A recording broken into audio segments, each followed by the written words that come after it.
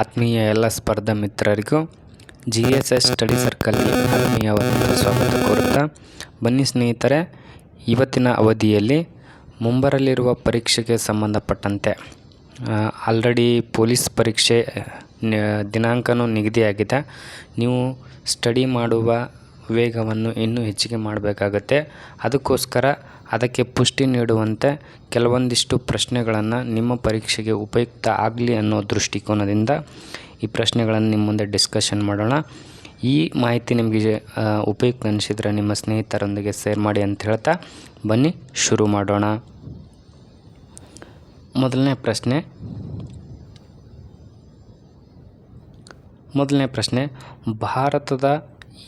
ಭಾರತದ ಈಗಿನ ಮುಖ್ಯ ಚುನಾವಣಾ ಆಯುಕ್ತರು ಯಾರು ಅಂತೇಳಿ ಪ್ರಶ್ನೆ ಇದೆ. ಪ್ರಸ್ತುತವಾಗಿ ಮುಖ್ಯ ಚುನಾವಣಾ ಆಯುಕ್ತರಾಗಿ ಯಾರು ಕಾರ್ಯನಿರ್ವಹಿಸ್ತಾ ಇದ್ದಾರೆ ಅಂತೇಳಿದೆ. ಆಯ್ಕೆ 1 MS ಗಿಲ್ ಅವರು, ಓಂ ಪ್ರಕಾಶ್ ರಾವತ್, TN ಶೇಷನ್, SY ಖುರೇಷಿ ಅಂತೇಳಿ ಆಯ್ಕೆಗಳಿದ್ದಾವೆ. ನಾವು ಇದು ಹಳೆ ಪ್ರಶ್ನೆ ಆಗಿರೋದ್ರಿಂದ ಇದಕ್ಕೆ ಆಗಿನ ಸಂದರ್ಭದಲ್ಲಿ ಮುಖ್ಯ ಚುನಾವಣಾ ಆಯುಕ್ತರಾಗಿದ್ದರು ಓಂ ಪ್ರಕಾಶ್ ರಾವತ್ ಅವರು ಮುಖ್ಯ ಚುನಾವಣಾ ಆಯುಕ್ತರಾಗಿದ್ದರು. ಆ ಪರೀಕ್ಷೆ ನಡೆದ ಸಂದರ್ಭದಲ್ಲಿ ಪ್ರಸ್ತುತವಾಗಿ ಚುನಾವಣಾ ಆಯೋಗದ ಬಗ್ಗೆ ನಾವು ಸ್ವಲ್ಪ ಮಾಹಿತಿ ತಿಳ್ಕೊಂಡು ಪ್ರಸ್ತುತವಾಗಿ ಯಾರು ಚುನಾವಣಾ ಆಯುಕ್ತರಾಗಿ ಕಾರ್ಯನಿರ್ವಹಿಸ್ತಾ ಇದ್ದಾರೆ ಅಂತೇಳನ್ನು ತಿಳ್ಕೊಳ್ಳೋಣ. ಮೊದಲನೇದಾಗಿ ಭಾರತದ ಸಂವಿಧಾನದಲ್ಲಿ ಚುನಾವಣಾ ಆಯೋಗಕ್ಕೆ 324ನೇ ವಿಧಿ, ಎಷ್ಟನೇ ವಿಧಿ? 324ನೇ ವಿಧಿಯಲ್ಲಿ ಈ ಚುನಾವಣಾ ಆಯೋಗಕ್ಕೆ ಅವಕಾಶ ನೀಡಲಾಗಿದೆ. ಈ ಚುನಾವಣಾ ಆಯೋಗ ಯಾವಾಗ ಸ್ಥಾಪನೆ ಆಯಿತು, ಯಾವ ಸಂದರ್ಭದಲ್ಲಿ ಸ್ಥಾಪನೆ ಆಯಿತು ಅಂತೇಳಂದರೆ 1950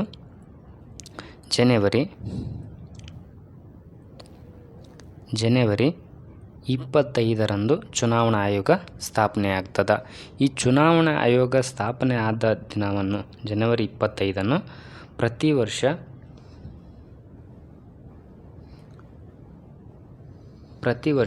ಜನವರಿ 25ನ್ನು ರಾಷ್ಟ್ರೀಯ ಮತದಾರರ ದಿನ ಅಂತೇಳಿ ಆಚರಿಸಲಾಗ್ತದೆ. ರಾಷ್ಟ್ರೀಯ ಮತದಾರರ ದಿನ ಅಂತೇಳಿ ಈ ಜನವರಿ 25ನ್ನು ಪ್ರತಿ ವರ್ಷ ಆಚರಿಸಲಾಗ್ತದೆ. ಒಂದೊಂದು ಥೀಮ್ನೊಂದಿಗೆ ಪ್ರತಿ ವರ್ಷ ಈ ಆಚರಣೆ ಮಾಡ್ತಕ್ಕಂಥ ರೂಢಿ ಇದೆ. ಏನಕ್ಕಂದರೆ ಸಂವಿಧಾನದಲ್ಲಿ ಚುನಾವಣಾ ಆಯೋಗ ರಚನೆಗೊಂಡ ನೆನಪಿಗೋಸ್ಕರ ಈ ಜನವರಿ 25ನ್ನು ರಾಷ್ಟ್ರೀಯ ಮತದಾರರ ದಿನ ಅಂತೇಳಿ ಆಚರಿಸಲಾಗ್ತದೆ. ಮುಂದೆ ನೋಡೋದಾದರೆ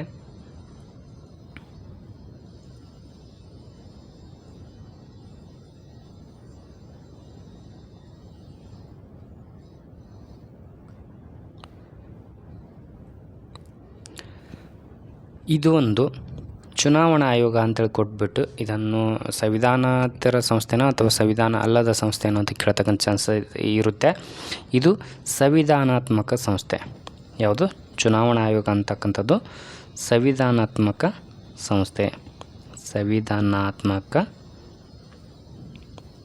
ಸಂಸ್ಥೆಯಾಗಿದೆ.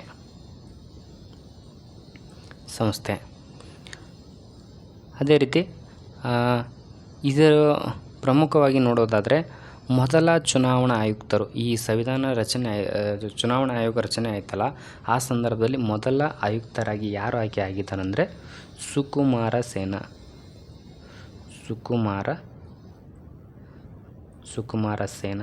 ಈ ಹಲವಾರು ನೀವು ಹಳೆ ಪ್ರಶ್ನೆ ಪತ್ರಿಕೆ ನೋಡಿದ್ರೆ ಈ ಪ್ರಶ್ನೆ ಇದ್ದೇ ಇರ್ತದೆ.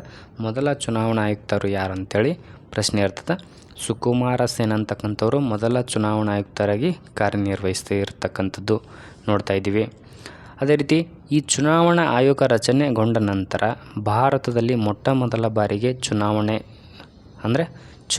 ನಡೆದಿದ್ದು, ಸಾರ್ವತ್ರಿಕ ಚುನಾವಣೆ ನಡೆದಿದ್ದು ಯಾವಾಗ ಅಂದರೆ 1951-52ರಲ್ಲಿ. ಈ 51-52ರಲ್ಲಿ ಸಾರ್ವತ್ರಿಕ ಚುನಾವಣೆ ನಡೆಸಿರ್ತಕ್ಕಂಥದ್ದು ಚುನಾವಣೆ ಆಯೋಗ ಅಂತಕ್ಕಂಥದ್ದು. 1950ರಲ್ಲಿ ರಚನೆ ಆಗಿರ್ತಕ್ಕಂಥ ಚುನಾವಣಾ ಆಯೋಗ ಎಷ್ಟರಲ್ಲಿ ನಡೀತದೆ? 2 ವರ್ಷದ ನಂತರ ಎಲೆಕ್ಷನ್ನ ನಡೆಸಿರ್ತಕ್ಕಂಥದ್ದು ಭಾರತದಲ್ಲಿ. ಅದೇ ರೀತಿ ನೋಡೋದಾದರೆ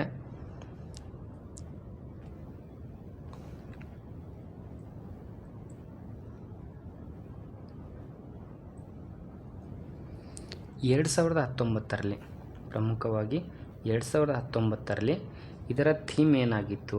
ಈ ರಾಷ್ಟ್ರೀಯ ಮತದಾರ ದಿನ ಆಚರಿಸಲಾಗಿತ್ತಲ್ಲ, ಇದರ ಥೀಮ್ ಏನಾಗಿತ್ತು ಅಂದರೆ no voters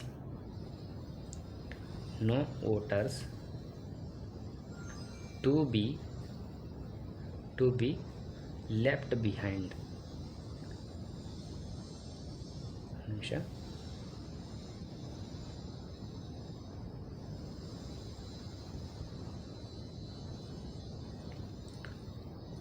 No voters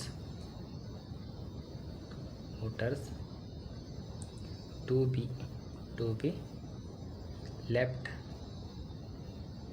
left behind ಅಂತಕ್ಕಂಥದ್ದು. ಬಿಹೈಂಡ್ ಅಂದರೆ ಯಾರು ಮತದಾನದಿಂದ ಹಿಂದೆ ಉಳಿಬಾರ್ದು ಅಂತಕ್ಕಂಥ ಒಂದು ಧ್ಯೇಯವಾಕ್ಯದಲ್ಲಿ 2009ರಲ್ಲಿ ಆಚರಿಸಲಾಗಿತ್ತು.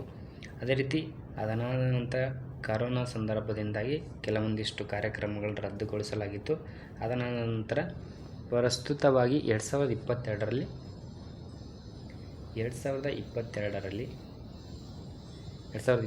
ಆಚರಿಸಲಾಯಿತು. ಯಾವ ಒಂದು ಧ್ಯೇಯವಾಕ್ಯ ಅಂದರೆ ಮೇಕಿಂಗ್ ಎಲೆಕ್ಷನ್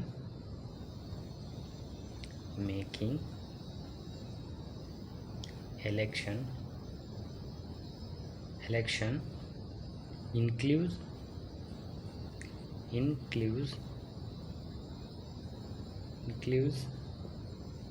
assemble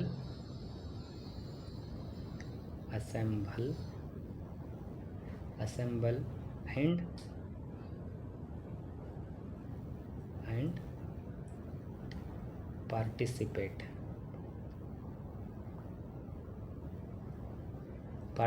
ಅನ್ನೋ ಒಂದು ಧ್ಯೇಯವಾಕ್ಯದಲ್ಲಿ making election includes assemble and participate ಅನ್ನೋ ಒಂದು ಧ್ಯೇಯವಾಕ್ಯದಲ್ಲಿ 2022ರಲ್ಲಿ ಒಂದು ಮತದಾರ ದಿನದ ಧ್ಯೇಯವಾಕ್ಯವಾಗಿತ್ತು. ಪ್ರಸ್ತುತವಾಗಿ ಚುನಾವಣಾ ಆಯುಕ್ತರಾಗಿ ಯಾರು ಕಾರ್ಯನಿರ್ವಹಿಸ್ತಾ ಇದ್ದಾರೆ? ಇದು ಪ್ರಮುಖ ಪ್ರಶ್ನೆ. ಇದು ಕೇಳ್ತಕ್ಕಂಥ ಚಾನ್ಸಸ್ ಇರುತ್ತೆ. ಕರೆಂಟ್ ಅಫೇರ್ಸ್ನಲ್ಲಿ ಕೇಳ್ತಕ್ಕಂಥ ಚಾನ್ಸಸ್ ಜಾಸ್ತಿ ಇರುತ್ತೆ. ಪ್ರಚಲಿತ ಘಟನೆಗಳನ್ನು ನೀವು ಪ್ರತಿದಿನ ಒಂದು ನೋಟ್ಸ್ ಥರ ಮಾಡ್ಕೊತಾ ಇರಿ, ಪ್ರತಿದಿನ ಅಪ್ಡೇಟ್ ಆಗ್ತಾಯಿರಿ. ಈ ಕ್ರೀಡೆಗಳ ಬಗ್ಗೆ ಆಗಿರ್ಬೋದು, ಇವಾಗ ಏಷ್ಯಾ ಕಪ್ ಆಗಿರ್ಬೋದು, ಅದರಲ್ಲಿ ಅತಿ ಹೆಚ್ಚು ರನ್ ಯಾರು ಹೊಡೆದ್ರು ಅಥವಾ ಪ್ರಮುಖ ದಾಖಲೆಗಳಾಗಿರ್ತವೆ. ಅದೇ ರೀತಿ ಕಬಡ್ಡಿ ಆಟ ಆಗಿರ್ಬೋದು ಅಥವಾ ಟೆನ್ನಿಸ್ ಆಗಿರ್ಬೋದು, ಪ್ರಮುಖ ಕ್ರೀಡೆಗಳ ಬಗ್ಗೆ ನೀವು ಮಾಹಿತಿ ಕಲೆ ಆಗ್ತಾಯಿರಿ.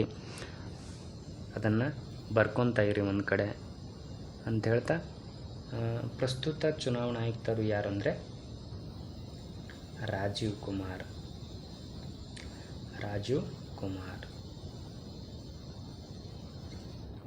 ಇವರು ಪ್ರಸ್ತುತ ಭಾರತದ ಮುಖ್ಯ ಚುನಾವಣಾ ಆಯುಕ್ತರಾಗಿ ಕಾರ್ಯನಿರ್ವಹಿಸ್ತಾ ಇರ್ತಾರೆ. ಇವರ ಅಧಿಕಾರಾವಧಿ ಅಂದರೆ ಚುನಾವಣಾ ಆಯೋಗದ ಅಧಿಕಾರಿಗಳ ಅಧಿಕಾರಾವಧಿ ಎಷ್ಟು ವರ್ಷ ಇರುತ್ತೆ ಅಂದರೆ 5 ವರ್ಷ ಅಥವಾ 65 ವರ್ಷ.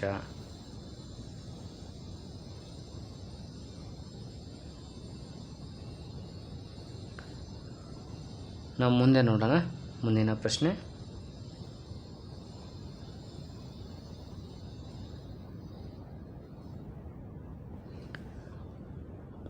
ಎರಡನೇ ಪ್ರಶ್ನೆ, ಭಾರತೀಯ ರಿಸರ್ವ್ ಬ್ಯಾಂಕಿನ ಗವರ್ನರ್ ಜನರಲ್ ಯಾರು ಅಂತೇಳಿದೆ ಪ್ರಶ್ನೆ. ಆಯ್ಕೆ 1 ರಘುರಾಮ್ ರಾಜನ್, ಆಯ್ಕೆ 2 ಉರ್ಜಿತ್ ಪಟೇಲ್, ಆಯ್ಕೆ 3 ಎಮ್.ಎನ್. ರಾಯ್, ಆಯ್ಕೆ 4 ಆನಂದ್ ಸಿಂಗ್ ಅಂತಕ್ಕಂಥದ್ದು. ಇಲ್ಲಿ ಪ್ರಮುಖವಾಗಿ ಪರೀಕ್ಷೆ ನಡೆದ ಸಂದರ್ಭದಲ್ಲಿ ಉರ್ಜಿತ್ ಪಟೇಲ್ ಅವರು ಯಾರು? ಆಯ್ಕೆ 2 ಉರ್ಜಿತ್ ಪಟೇಲ್ ಅವರು RBIನ ರಿಸರ್ವ್ ಬ್ಯಾಂಕಿನ ಗವರ್ನರ್ ಜನರಲ್ ಆಗಿ ಕಾರ್ಯನಿರ್ವಹಿಸ್ತಾ ಇದ್ದರು. ಪ್ರಸ್ತುತವಾಗಿ ಅಂದರೆ ನಾವು RBIನ ಬಗ್ಗೆ ಸ್ವಲ್ಪ ಮಾಹಿತಿ ತಿಳ್ಕೊಳ್ಳೋಣ. ಆದ ನಂತರ ಪ್ರಸ್ತುತ ಗವರ್ನರ್ ಜನರಲ್ ಯಾರು ಅಂತಕ್ಕಂಥದ್ದನ್ನು ಮಾಹಿತಿನ ನೋಡ್ತಾ ಹೋಗೋಣ. ಮೊದಲನೇದಾಗಿ RBI ಹುಟ್ಟಿಕೊಂಡಿದ್ದು ಯಾವಾಗ, RBI ಸ್ಥಾಪನೆ ಆಗಿದ್ದು ಯಾವಾಗ ಅಂದರೆ 1935 ಏಪ್ರಿಲ್ 1. 1935 ಏಪ್ರಿಲ್ 1ರಂದು RBIನ ಸ್ಥಾಪನೆ ಆಗ್ತದೆ. ಇದರ ಕೇಂದ್ರ ಕಚೇರಿ ಎಲ್ಲಿದೆ? ಕೇಂದ್ರ ಕಚೇರಿ ಮುಂಬೈ. ಎಲ್ಲಿದೆ? ಮುಂಬೈನಲ್ಲಿ ಕೇಂದ್ರ ಕಚೇರಿ ಇದೆ. ಇದರದ್ದು ಯಾವ ಒಂದು ಸಮಿತಿಯ ಆಧಾರದ ಮೇಲೆ ಈ ಒಂದು RBI ರಚನೆ ಆಗಿತ್ತು? ಯಾವ ಸಮಿತಿ ಅಂತಕ್ಕಂಥದ್ದು ಕೇಳ್ತಾನೆ. ಯಾವ ಸಮಿತಿ ಅಂದರೆ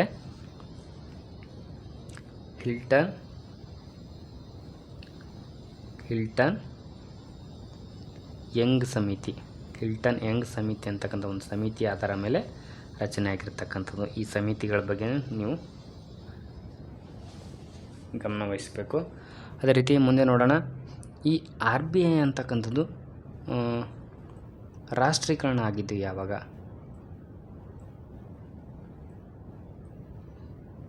RBI ಅಂತಕ್ಕಂಥದ್ದು ರಾಷ್ಟ್ರೀಕರಣ ಆಗಿದ್ದು ಯಾವಾಗ ಅಂತ ನೋಡೋಣ.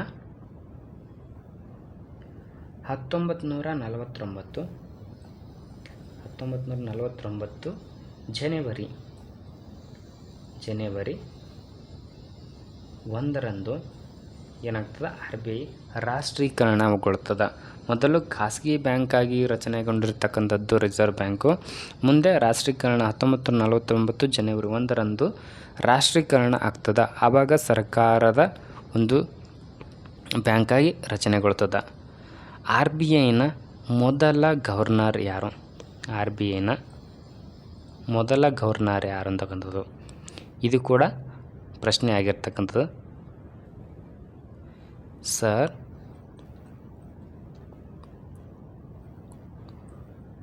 ಓಸ್ಬರ್ನ್ ಸ್ಮಿತ್ ಅಂತಕ್ಕಂಥವ್ರು.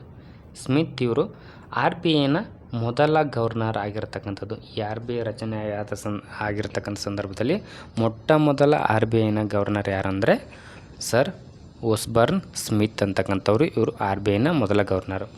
ಇಲ್ಲಿ ಪ್ರಮುಖವಾಗಿ ನೋಟುಗಳ ಮುದ್ರಣಾಲಯಗಳು, ಮುದ್ರಣಾ ಕೇಂದ್ರಗಳ ಬಗ್ಗೆ ನಾವು ನೋಡ್ಕೊಳ್ಳೋಣ. ಇದು ಹೊಂದಿಸಿ ಬರೆಯಲ್ಲಿ ಕೇಳ್ತಕ್ಕಂಥ ಚಾನ್ಸಸ್ ಅತಿ ಹೆಚ್ಚಾಗಿರ್ತಕ್ಕಂಥದ್ದು. ನೀವು ಗಮನವಹಿಸಿರಬೇಕು. ಹಳೆಯ ಪ್ರಶ್ನೆ ಪತ್ರಿಕೆ ನೀವು ಒಂದು ಸಲ ತಿರುಗಿ ಹಾಕಿರಿ, ಅಲ್ಲಿ ಇದ್ರ ಬಗ್ಗೆ ಹೆಚ್ಚಿನ ಮಾಹಿತಿ ಕೊಟ್ಟಿರ್ತಕ್ಕಂಥದ್ದು. ಮೊದಲನೇದಾಗಿ ನೋಟು ಎಲ್ಲೆಲ್ಲಿ ಮುದ್ರಣ ಮಾಡ್ತಾರೆ, ಭಾರತದಲ್ಲಿ ಚಲಾವಣೆಯಲ್ಲಿ ಇರ್ತಕ್ಕಂಥ ನೋಟುಗಳು ಅಥವಾ ನಾಣ್ಯಗಳನ್ನು ನೋಡೋಣ. ಮೊದಲನೇದು ನಾಸಿಕದಲ್ಲಿ. ಇದು ನಾಸಿಕ ಎಲ್ಲಿ ಬರ್ತದೆ ಅಂದರೆ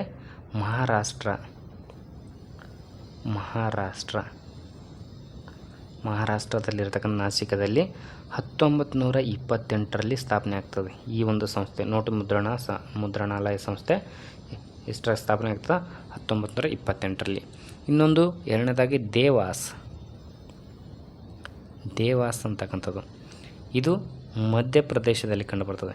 ಇಲ್ಲಿ ಮಧ್ಯಪ್ರದೇಶ.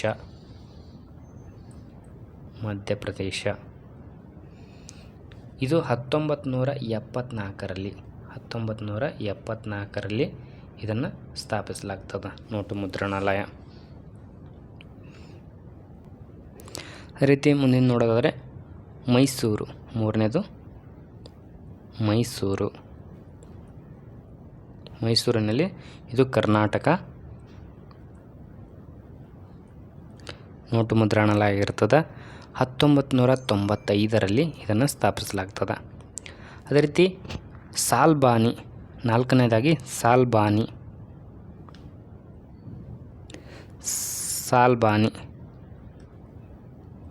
ಸಾಲ್ಬಾನಿ ಅಂತಕ್ಕಂಥದ್ದು ಎಲ್ಲಿ ಕಂಡು ಬರ್ತದೆ ಅಂದರೆ ಇದು ಪಶ್ಚಿಮ ಬಂಗಾಳ.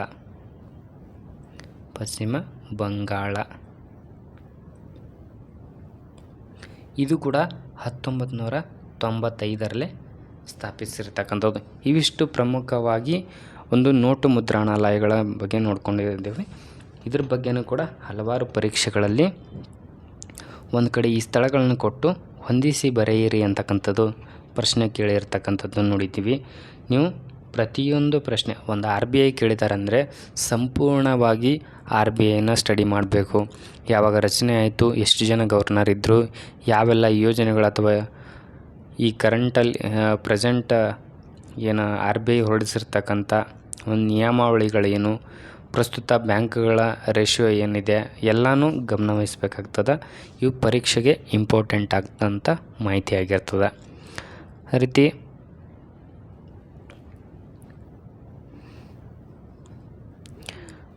ಮುಂದೆ ನೋಡೋಣ.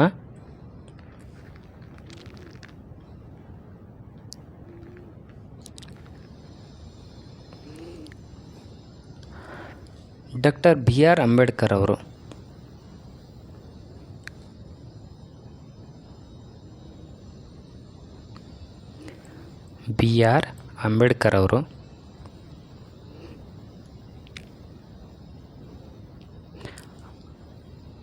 ಅಂಬೇಡ್ಕರ್ ಅವರು ಒಂದು ಗ್ರಂಥನ ಬರೀತಾರೆ ಈ ನಾಣ್ಯಗಳ ಬಗ್ಗೆ. ಇದ್ರ ಬಗ್ಗೆ ಇನ್ಫಾರ್ಮೇಷನ್ ಗೊತ್ತಿರಬೇಕು. ಯಾವುದಂದರೆ the problem of the rupee its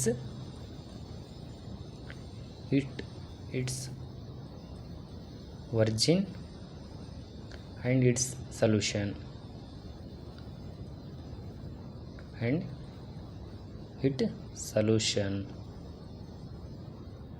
solution ಅಂತಕ್ಕಂಥ ಒಂದು ಗ್ರಂಥ. ಏನೇ ಭಾರತದ ರೂಪಾಯಿಗೆ ಸಂಬಂಧಪಟ್ಟಂತೆ the problem of the rupee, it's origin and it's solution ಅಂತಕ್ಕಂಥ ಒಂದು ಗ್ರಂಥ ಬರೀತಾರೆ. ಈ ಗ್ರಂಥ ಯಾರ್ದು ಅಂತೇಳಿ ಕೇಳ್ತಕ್ಕಂಥ ಚಾನ್ಸಸ್ ಇರುತ್ತೆ ಪರೀಕ್ಷೆಗೆ. ನೀವು ಪರೀಕ್ಷೆ ಬರಿತಾ ಹೋದಂತೆ, ಪರೀಕ್ಷೆ ಬರೆಯೋರ ಸಂಖ್ಯೆ ಹೆಚ್ಚಾದಂತೆ ಪ್ರಶ್ನೆಗಳ ಕಠಿಣತೆಯೂ ಕೂಡ ಹೆಚ್ಚಿಗೆ ಆಗುತ್ತೆ. ನೀವು ಆಳವಾಗಿ ಅಧ್ಯಯನ ಮಾಡಬೇಕಾಗುತ್ತೆ. ಅದಕ್ಕೋಸ್ಕರ ನೀವು ಇನ್ನಷ್ಟು ಆಳವಾಗಿ ಸ್ಟಡಿ ಮಾಡ್ತಕ್ಕಂಥದ್ದು ಮುಂದುವರಿಸ್ರಿ ಅಂತ ಹೇಳ್ತಾ ಮುಂದಿನ ಪ್ರಶ್ನೆ ನೋಡೋಣ. ಪ್ರಶ್ನೆ ಸಂಖ್ಯೆ 3. ಆರ್ಯ ಸಮಾಜವು ಇವರಿಂದ ಸ್ಥಾಪಿಸಲ್ಪಟ್ಟಿದೆ. ಆರ್ಯ ಸಮಾಜವು ಇವರಿಂದ ಸ್ಥಾಪಿಸಲ್ಪಟ್ಟಿದೆ ಅಂತಕ್ಕಂಥ ಪ್ರಶ್ನೆ ಇದೆ. ಸ್ವಾಮಿ ವಿವೇಕಾನಂದರು, ಸ್ವಾಮಿ ದಯಾನಂದ ಸರಸ್ವತಿ, ರಾಜಾರಾಮ್ ಮೋಹನ್ ರಾಯರ್ ಅಂತೇಳಿ ಆಯ್ಕೆಗಳಿದ್ದಾವೆ. ಇದಕ್ಕೆ ಸರಿಯಾದ ಉತ್ತರ ಸ್ವಾಮಿ ದಯಾನಂದ ಸರಸ್ವತಿಯವರು ಈ ಒಂದು ಆರ್ಯ ಸಮಾಜವನ್ನು ಸ್ಥಾಪನೆ ಮಾಡ್ತಾರೆ.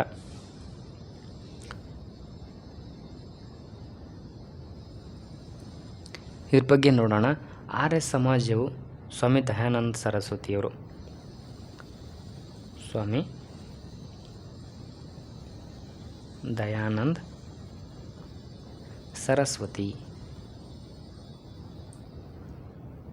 ಸರಸ್ವತಿಯವರ ಸ್ಥಾಪನೆ ಮಾಡಿರ್ತಕ್ಕಂಥದ್ದು. ಇವರು 1875ರಲ್ಲಿ ಯಾವ ಸ್ಥಳದಲ್ಲಿ? ಲಾಹೋರ್ನಲ್ಲಿ ಸ್ಥಾಪನೆ ಮಾಡಿರ್ತಕ್ಕಂಥ ಮೊದಲ ಸಂಸ್ಥೆ. ಇವರು ದಯಾನಂದ ಸರಸ್ವತಿಯವರು ಒಂದು ಘೋಷಣೆ ಕೂಗ್ತಾರೆ. ಆ ಘೋಷಣೆ ಯಾವುದು ಅಂದರೆ ವೇದಗಳಿಗೆ ಹಿಂತಿರುಗಿ.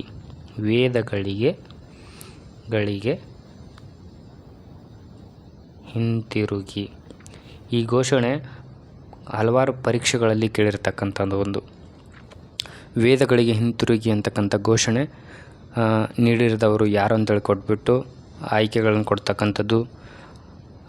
ಇವರ ಪ್ರಮುಖ ಇನ್ನೊಂದು ಗ್ರಂಥ, ಇವರ ಗ್ರಂಥ ಯಾವುದು ಅಂದರೆ ಸತ್ಯಾರ್ಥ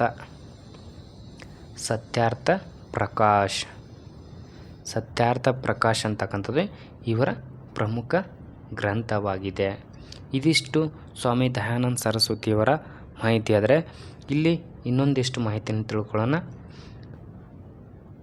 ರಾಜಾರಾಮ್ ಮೋಹನ್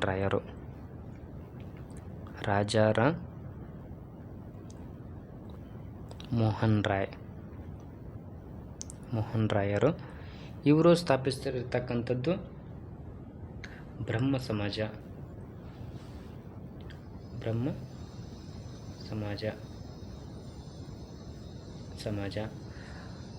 ಇವರನ್ನು ಭಾರತೀಯ ನವೋದಯದ ಧ್ರುವತಾರೆ, ಭಾರತೀಯ ನವೋದಯದ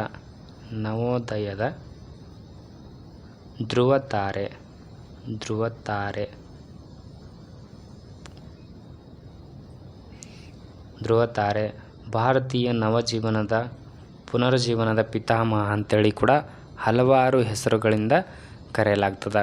ಇವರು ಬ್ರಹ್ಮ ಸಮಾಜ ಎಷ್ಟರಲ್ಲಿ ಸ್ಥಾಪನೆ ಮಾಡಿದರು ಅಂದರೆ 1928ರಲ್ಲಿ ಸ್ಥಾಪಿಸ್ತಾರೆ.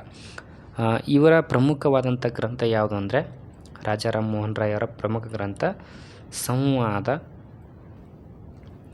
ಸಂವಾದ ಕೌಮುದಿ ಅಂತಕ್ಕಂಥದ್ದು ಇವರ ಪ್ರಮುಖ ಗ್ರಂಥವಾಗಿದೆ. ಇದಿಷ್ಟು ಒಂದು ಆರ್ಯ ಸಮಾಜದ ಬಗ್ಗೆ ನಾವು ಇದಿಷ್ಟು ಮಾಹಿತಿ ತಿಳ್ಕೊಂಡ್ವಿ. ಆರ್ಯ ಸಮಾಜ ಆಗಿರ್ಬೋದು, ಬ್ರಹ್ಮ ಸಮಾಜ ಆಗಿರ್ಬೋದು, ಇದ್ರ ಬಗ್ಗೆ ಹಲವಾರು ಪ್ರಶ್ನೆಗಳೇ ಬಂದಿರತಕ್ಕಂಥದ್ದು.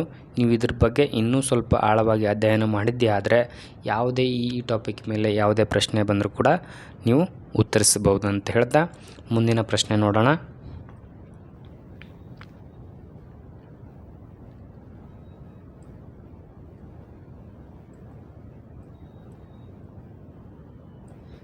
ನಾಲ್ಕನೇ ಪ್ರಶ್ನೆ,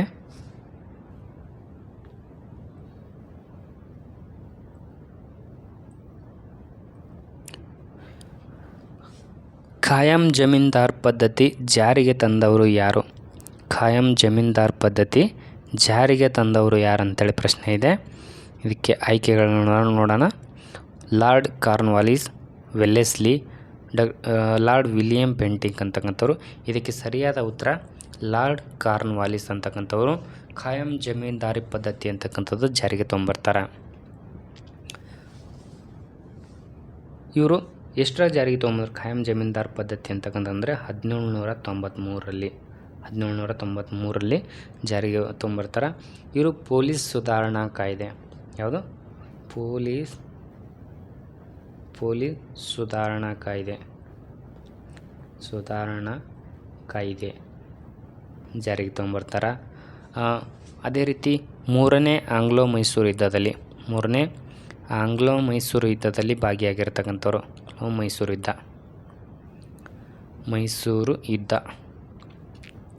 ಯುದ್ಧದಲ್ಲಿ ಭಾಗವಹಿಸಿರ್ತಕ್ಕಂಥವ್ರು. ಅದೇ ರೀತಿ ಭಾರತೀಯ ಸಿವಿಲ್ ಸರ್ವಿಸ್ ಪಿತಾಮಹ ಅಂತ ಕರೀತಾರೆ. ಭಾರತೀಯ ಸಿವಿಲ್ ಸರ್ವಿಸ್ ಹುಟ್ಕೊಳ್ಳೋಕ್ಕೆ ಇವರೇ ಕಾರಣೀಕರ್ತರು, ಲಾರ್ಡ್ ಕಾರ್ನ್ವಾಲಿಸ್ ಅಂತಕ್ಕಂಥವ್ರು. ಸಿವಿಲ್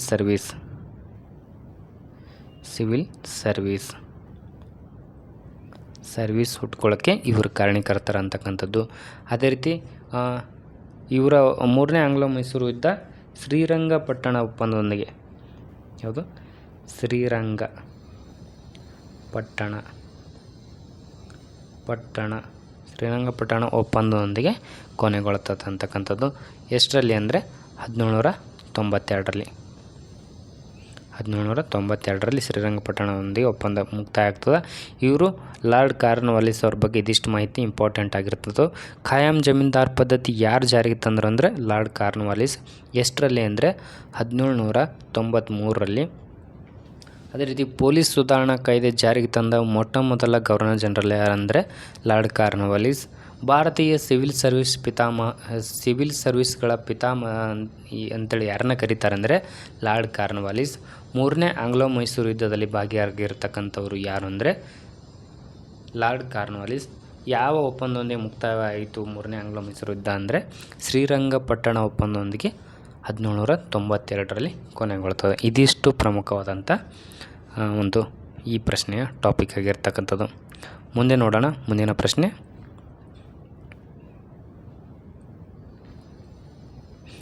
5ನೇ ಪ್ರಶ್ನೆ, ಯಾವ ಗ್ರಹವು ಕೆಂಪು ಗ್ರಹ ಎಂದು ಕರೆಯಲ್ಪಡುತ್ತದೆ? ಯಾವ ಗ್ರಹವನ್ನು ಕೆಂಪು ಗ್ರಹ ಅಂತೇಳಿ ಕರೆಯಲ್ಪಡುತ್ತದೆ? ಭೂಮಿ, ಗುರುಗ್ರಹ, ಮಂಗಳ ಗ್ರಹ, ಶುಕ್ರ ಗ್ರಹ. ಇದಕ್ಕೆ ಸರಿಯಾದ ಉತ್ತರ ಮಂಗಳ ಗ್ರಹ ಅಂತಕ್ಕಂಥದ್ದು. ಇದಕ್ಕೆ ಹಲವಾರು ಹೆಸರುಗಳಿಂದ ಕರೆಯಲಾಗ್ತದೆ. ಕೆಂಪು ಗ್ರಹ ಅಥವಾ ಅಂಗಾರಕ ಹೀಗೆ ಹಲವು ಹೆಸರುಗಳಿಂದ ಕರೆಯಲಾಗ್ತದೆ. ಏನಕ್ಕಂತ ನೋಡೋಣ. ಇದರಲ್ಲಿ ಕಬ್ಬಿಣದ ಆಕ್ಸೈಡ್ ಹೆಚ್ಚಾಗಿ ಕಂಡುಬರೋದ್ರಿಂದ ಕಬ್ಬಿಣದ ಆಕ್ಸೈಡ್ ಹೆಚ್ಚಾಗಿ ಕಂಡುಬರೋದರಿಂದ ಇದನ್ನು ಕೆಂಪಾಗಿ ಕಂಡುಬರ್ತದೆ. ಇದು ಧೂಳಿನಿಂದ ಕೂಡಿರ್ತಂಥ ಕೆಂಪು ಮಣ್ಣಿನಿಂದ ಕೂಡಿರೋದ್ರಿಂದ ಇದಕ್ಕೆ ಅಂಗಾರಕ, ಕೆಂಪು ಗ್ರಹ, ಕಿತ್ತಳೆ ಗ್ರಹ ಅಂಥೇಳಿ ಹಲವಾರು ಹೆಸರುಗಳಿಂದ ಕರೀತಾರೆ. ಕೆಂಪು ಗ್ರಹ, ಅಂಗಾರಕ,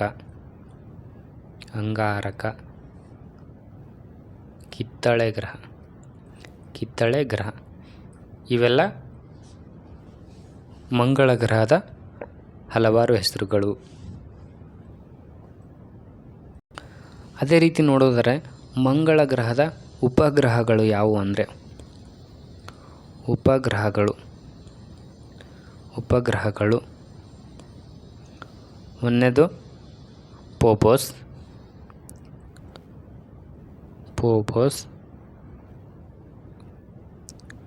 ಡೋಮೋಸ್ ಅಂತಕ್ಕಂಥದ್ದು ಇವೆರಡು ಪ್ರಮುಖ ಮಂಗಳ ಗ್ರಹದ ಉಪಗ್ರಹಗಳಾಗಿರ್ತಕ್ಕಂಥದ್ದು. ಇನ್ನು ಮುಂಜಾನೆಯ ನಕ್ಷತ್ರ ಅಂತ ಯಾವ ಗ್ರಹಕ್ಕೆ ಕರೀತಾರೆ? ಮುಂಜಾನೆಯ ನಕ್ಷತ್ರ ಅಂತೇಳಿ ಯಾವ ಗ್ರಹಕ್ಕೆ ಕರೀತಾರೆ ಅಂದರೆ ಶುಕ್ರ ಗ್ರಹಕ್ಕೆ ಕರೀತಾರೆ. ಶುಕ್ರ ಗ್ರಹಕ್ಕೆ ಮುಂಜಾನೆಯ ನಕ್ಷತ್ರ, ಬೆಳ್ಳಿ ಚುಕ್ಕಿ, ಭೂಮಿಯ ಸಹೋದರಿ ಗ್ರಹ, ಅವಳಿ ಗ್ರಹ ಹೀಗೆ ಹಲವಾರು ಹೆಸರುಗಳಿಂದ ಶುಕ್ರ ಗ್ರಹಕ್ಕೆ ಕರೆಯಲಾಗ್ತದೆ. ಗಡಿಯಾರದ ದಿಕ್ಕಿಗೆ ತಿರುಗತಕ್ಕಂಥ ಗ್ರಹ ಯಾವುದು ಅಂತೇಳಿ ಪ್ರಶ್ನೆ ಕೇಳಿದ್ರೆ ಗಡಿಯಾರದ ದಿಕ್ಕಿಗೆ ತಿರುಗತಕ್ಕಂಥ ಗ್ರಹ ಯಾವುದು ಅಂದರೆ ಅದು ಶುಕ್ರ ಗ್ರಹ ಆಗಿರ್ತಕ್ಕಂಥದ್ದು. ಇದಿಷ್ಟು ಪ್ರಮುಖ ಪ್ರಶ್ನೆಗಳಾಗಿರ್ತಕ್ಕಂಥದ್ದು. ಇನ್ನೊಂದು ನೋಡೋದಾದರೆ ದೊಡ್ಡ ಗ್ರಹ ಯಾವುದು ಅಂದರೆ ಗುರು ಗ್ರಹ. ಇದು ಸೌರಮಂಡಲದಲ್ಲೇ ದೊಡ್ಡ ಗ್ರಹ. ಚಿಕ್ಕ ಗ್ರಹ ಯಾವುದು ಅಂದರೆ ಬುಧ ಗ್ರಹ. ಇದಿಷ್ಟು ನಿಮ್ಮ ಮಾಹಿತಿಗೆ ಇರಲಿ ಅಂತ ಹೇಳ್ತಾ, ಇದಿಷ್ಟು ಇಲ್ಲಿವರೆಗೆ ನಾವು ಪ್ರಮುಖ ಪ್ರಶ್ನೆಗಳನ್ನು ನೋಡ್ತಾ ಬಂದಿದ್ದೀವಿ. ಮುಂದಿನ ಒಂದು ಅವಧಿಯಲ್ಲಿ ಇನ್ನಷ್ಟು ಪ್ರಶ್ನೆಗಳೊಂದಿಗೆ ನಿಮ್ಮ ಮುಂದೆ ಬರ್ತೇನೆ. ಅಲ್ಲಿವರೆಗೆ ನಮ್ಮ ಚಾನಲನ್ನು ವೀಕ್ಷಿಸ್ತಾ ಇರಿ ಅಂತ ಹೇಳ್ತಾ ಧನ್ಯವಾದಗಳು.